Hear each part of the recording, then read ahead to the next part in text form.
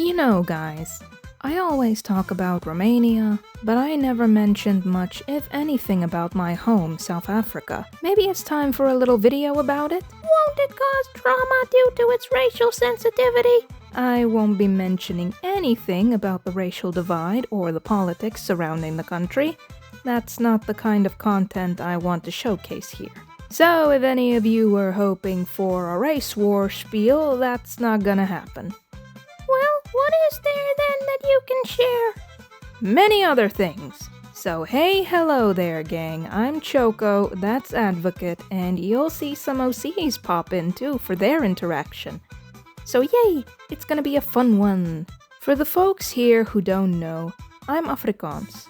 To most people, they will know it to be descended from the old Dutch settlers back in the day. Our language is mainly made up of Dutch, but includes loaned words from German, French, Malaysian, Indonesian, and many more languages mixed in. We have a butt-ton of settlers from all around the world, along with the local cultures of South Africa, which brings you a rich and diverse melting pot of people from all walks of life. South Africa is known for its tourism in the wild game industry, as well as its diverse landscapes, ranging from lush tropical forests in the east to blooming bush fields in the west. We're surrounded by both the Atlantic Ocean in the west and the warm Indian Ocean in the east, which is one of my favorite areas in the country. Growing up, I lived on a farm in the Eastern Free State province, one of 9 provinces, or counties if you will, an area surrounded by the Drakensberg mountain range in the east-southeast region, and a lot of rolling hills. Here, the climate is actually pretty mild compared to, let's say, Romania, with our hottest temperatures not really reaching over 30 degrees Celsius. Summer and spring are my favorite times of the year here, while we have very dry winters filled with lots of dust. Bushfires occur very often here during that time of the year, so it's not uncommon for my dad to play the role of fireman whenever one pops up. The amount of crazy fires we've seen in our time here were bloody scary, I'll tell you that. The fires going so out of control that it'd make tornadoes of fire when the wind wouldn't stop. I remember as a kid, I would always get so scared of the fires that I begged my mom to drive us away. All I wanted to do was just run. Honestly, as a kid, watching the fires ravage the crops and the fields with every neighboring farmer trying to drive the flames down with water carriers, but to no avail. I remember my dad would fight with the fires for hours and come back really late in the night, even the next morning. One year, the fires ravaged the fields so quickly, he even made headlines in a local farmer's magazine. And I was showing it off too, showing how heroic my dad was for standing his ground against one of Mother Nature's worst elements. Even to this day, the moments come flooding back when I smell smoke in the air. It was a tough time during the winters, that much is for sure. I can tell you that the food is amazing, though. Erilyn, nice of you to drop by. You mentioned food. I'm right there. The South African people definitely know how to make a good barbecue. It's practically in your DNA. That's right. We love to braai, as we say in Afrikaans. All types of sausages, chops, meats, vegetables, kebabs. And here in Romania you have that as well, which is nice. I love me some nice boikikos. Your brother makes the best ones too. Ah, boikikos, derived from the Dutch hutspot. Loads of meat stewed in a cast iron pot with vegetables like onion and carrot being mixed in as well. I do miss that a lot. There's also the landscapes. You've seen quite a bit of the country, haven't you? All but the northern part. Yeah, I've been almost all over.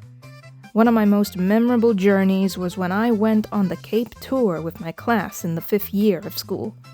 Beautiful, I tell you. You even rode on an ostrich, didn't you? Yeah, we had a brief ride on an ostrich in the desert side of the country. We saw a lot of animals in the nearby zoo, too, that I've never seen before. Penguins by the beach in Cape Town? The penguins were so cute. They were all just waddling around on the beach and in the parks nearby. There was also a nude beach too, to my knowledge. My eyes never recovered when we passed that on the way. It was too much for my mind at the time. Weren't you bullied a lot on that trip too? Yeah, I had a lot of silly fights with my friends, especially since there was one friend who didn't really like me that much and thought I was quite childish. To put it simple, her life was a dumpster fire with her parents being divorced and all that, and made everyone else's life a replica of her pain, especially when it came to me. She tried turning most of my friends against me in the beginning, and then later on she seemed to have settled down. Speaking of which, what was your academy like in South Africa? Ha! Academy. Let's just say it was a shit show. Pretty much like school everywhere else, and you had to pay for that shit show. Every year, too. In South Africa, you pay for public schooling, and the quality is less than anticipated. Teachers called us less performative kids oxygen thieves, and went on to make us look like we shouldn't even exist. Good grades meant better bonuses after all, so it was obvious that their passion was in it merely for the money. I was an art kid, so good grades weren't my thing, which is fine for me now, considering where I live and what I'm doing for a living. I can actually brag a little bit about it now and say thanks for fuck all. I'm still living the dream life despite all that, baby.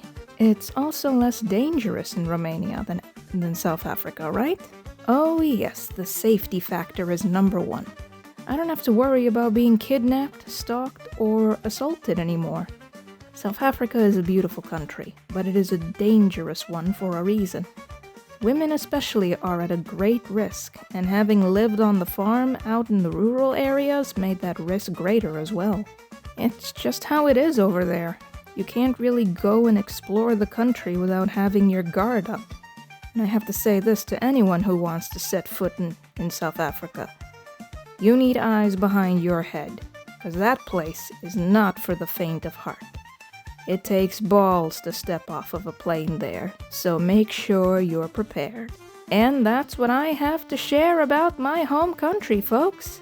Is South Africa a place you'd like to visit? Let us know down in the comments. As always, stay safe, take care, and see you next time. Ciao!